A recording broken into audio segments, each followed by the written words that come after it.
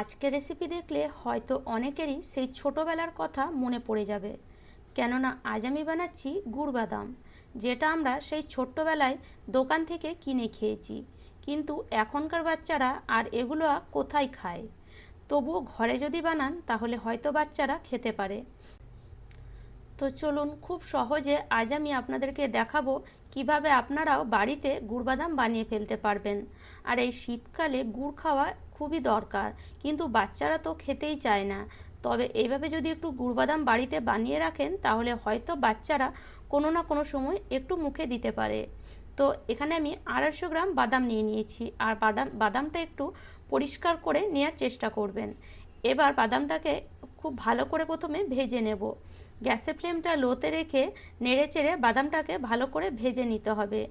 একদম হাই ফ্লেমে ভাজবেন না, তাহলে বাদাম পুড়ে যাওয়ার সম্ভাবনা থাকে আর ঠিকঠাকভাবে ভাজাও হয় না। তো কিভাবে বুঝবেন যে বাদামটা ভাজা হয়ে গেছে? এইভাবে যখন একটা বাদাম হাতে নিয়ে একটু এইভাবে দলে দেবেন, দেখবেন খোসাটা খুব সহজেই ছেড়ে যাবে। এবার বাদামটাকে একটা সুতির কাপড়ের উপরে নিয়ে নেব। বাদামটা কিছুক্ষণ ঠান্ডা করে নেব। ততক্ষণ এখানে কিছুটা পরিমাণ গুড় নিয়েছি, আর গুড়টাকে এইভাবে ছুরি দিয়ে কেটে নেব। এতে গুড়টা মাপতেও সুবিধা হবে আর খুব তাড়াতাড়ি গুড়টা গলেও যাবে। তো দেখুন, গুড়টা এইভাবে আমি একদম মিহিন করে নিয়েছি। এবার বাদামটাকে এইভাবে একটু দলে দিলে বাদামের খোসাটা ছেড়ে যাবে। একটু ঠান্ডা করে নেবেন, দেখবেন খুব সহজেই এই কাপড়টাকে এইভাবে ধরে যদি এইভাবে একটু দলে দেন, খোসাগুলো খুব সহজে ছেড়ে যাবে। গরম অবস্থায় কিন্তু খোসা ছাড়ে না, একটু ঠান্ডা হয়ে গেলে খোসা খুব সহজেই ছেড়ে যায়। বা এইভাবে যদি হাত দিয়েও একটু দলে দেন, দেখবেন তাতেও খোসা ছেড়ে যাচ্ছে। যখন পুরোপুরি খোসা ছেড়ে যাবে তখন এইভাবে একটা থালার ওপরে বা খোসা বাদ দিয়ে শুধু বাদামগুলোকে নিয়ে নেব। দেখুন, ঠিক এইভাবে একটু ঝেড়ে নেবেন যাতে খোসাগুলো আলাদা হয়ে যায় আর বাদামটা আলাদা হয়ে যায়। তো বাদামটা আমরা এইভাবে নিয়ে নিয়েছি আলাদা করে, খোসাটাকে ফেলে দিয়েছি।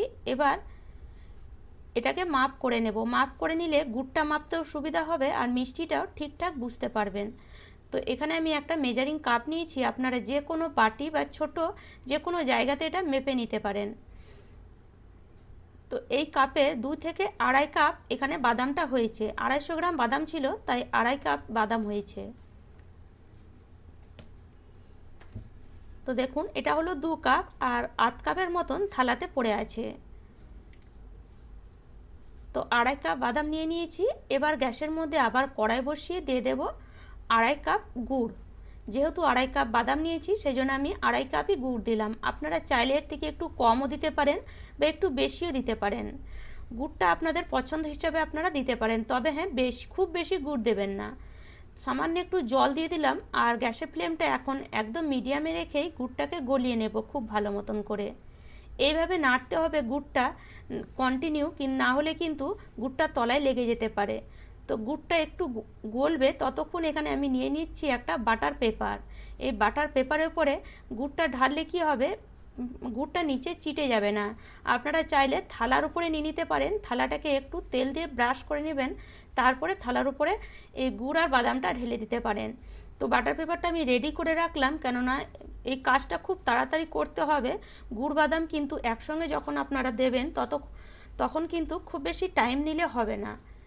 তো কিছুক্ষণ নাড়ার পরে তারপরে এইভাবে একটা বাটির মধ্যে জল নিয়ে একটু পরপরই কিন্তু চেক করতে হবে। তো সামান্য একটু গুড় এইভাবে জলের বাটিতে দিয়ে তারপরে হাত দিয়ে যখন এটাকে তুলবেন, দেখবেন এটা একটু শক্ত হওয়া দরকার। এটা একটু খুবই কিন্তু নরম রয়েছে এখন, খুব কিন্তু শক্ত হয়নি, সেই জন্য এটাকে আরেকটু পাক দিয়ে নেব। আবার আমি 5 থেকে 7 মিনিট পর আবার চেক করছি। তো এটা এখন মোটামুটি হয়ে এসেছে। দেখুন, এখন কিন্তু একদম শক্ত, আর এরকমই শক্ত হবে, এর থেকে খুব বেশি শক্ত করতে যাবেন না। এটা আরও একটু কিন্তু শক্ত হয়ে যাবে। এরকম যখন গুড়টা পাক হয়ে যাবে তখন আর দেরি না করে গ্যাসের ফ্লেমটা একদম লোতে করে যে বাদামটা ভেজে রেখেছিলাম সেটা দিয়ে দেব। বাদামটা দেওয়ার সঙ্গে সঙ্গে ভালো করে গুড়টার সঙ্গে মিশিয়ে নিতে হবে। গ্যাসের ফ্লেমটা এখন একদম লোতে রাখবেন। আর এটা যদি থালার মধ্যে আপনারা ঢালতে চান, থালাটা অবশ্যই কিন্তু তেল দিয়ে আগে থেকে ব্রাশ করে রেখে দেবেন। তো দেখুন এটা এখন একদম রেডি হয়ে গেছে, এটা আমরা আর মেশাবো না।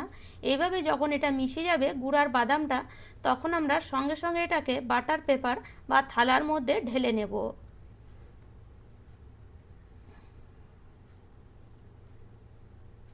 তো এইভাবে পুরো গুড় আর বাদামটা আমি বাটার পেপারের উপরে ঢেলে নিচ্ছি। এবার এটাকে কিভাবে সেট করব, ওপর থেকে আমি আরেকটা বাটার পেপার দিয়ে দিচ্ছি।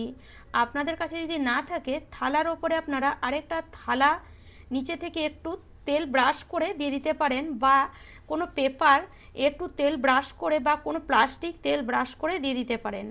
এবার এটাকে এইভাবে বেলে নেব। তো এই জন্যে বাটার পেপারের সুবিধা, এটাকে আপনারা বেলতে পারবেন। থালার মধ্যে দিলে কি হবে, অতটা হয়তো আপনারা ঠিকঠাক বেলতে পারবেন না।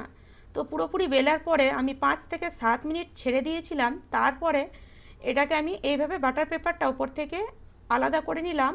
আর এখনও এটা গরম আছে, আর গরম অবস্থাতেই এটাকে এইভাবে ছুরি দিয়ে কেটে নিতে হবে। গরম অবস্থাতেই কিন্তু কেটে নেবেন, ঠান্ডা হয়ে গেলে কিন্তু পিস করতে খুবই অসুবিধা হবে, ঠিকঠাক হয়তো পিস করতে পারবেন না। তো সেই জন্য একটু হালকা গরম থাকাতেই এইভাবে একটু ছুরিটা বসিয়ে দেবেন, ছুরির দাগ যেন বাদামের উপরে হয়ে যায়।